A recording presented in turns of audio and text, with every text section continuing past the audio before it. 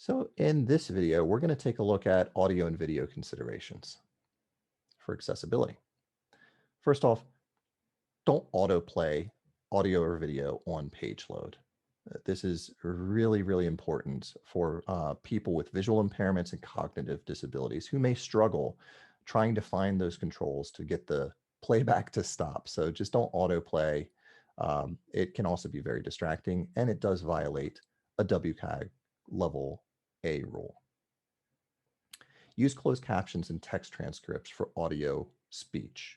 Now, if you don't have any audio speech, it may still be valuable to have some sort of a description of what a video's purpose is, just like alt text for an image.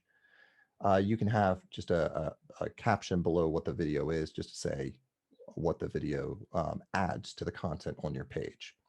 Closed captions and text transcripts are a requirement for WCAG level A. They not only help people with auditory disabilities, but also cognitive disabilities and people that might just have missed something that was spoken. Maybe somebody has a thick accent or stutter or just something that prevents easy understanding of what was just said.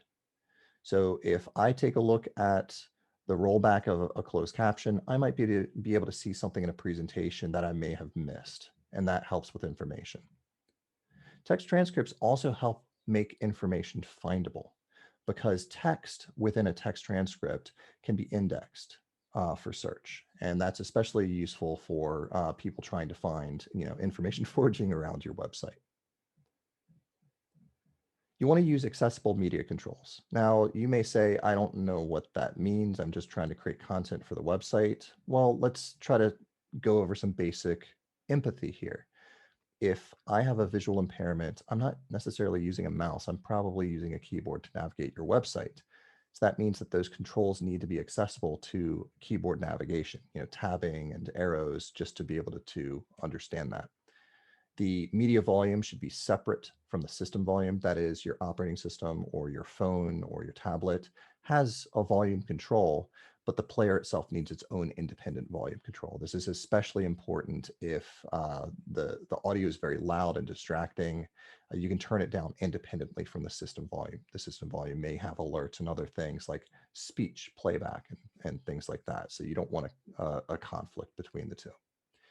The UI controls need to be large enough to be easily touched, adjusted with the mouse, and just visually recognized. The UI controls that use symbols should be also understandable by a screen reader. And typically, web developers will add ARIA labels or something that a screen reader can pick up. Now, everything that we just said here might just be Greek to you, and that's okay. Because if you're using a third-party media player like YouTube or Vimeo, all of those things are already built in because they've considered those sort of things and they want to be compliant. However, if you're using a player that's not YouTube or Vimeo, or you're just not sure, test it. There's nothing better than just knowing for sure. So if you're about to embed something in your content and you don't know if it complies to the accessibility and you don't know how to test that, reach out to a vendor or an accessibility expert or a usability expert because they can help you test that and validate whether or not this is going to hurt the user experience or the accessibility for those pages.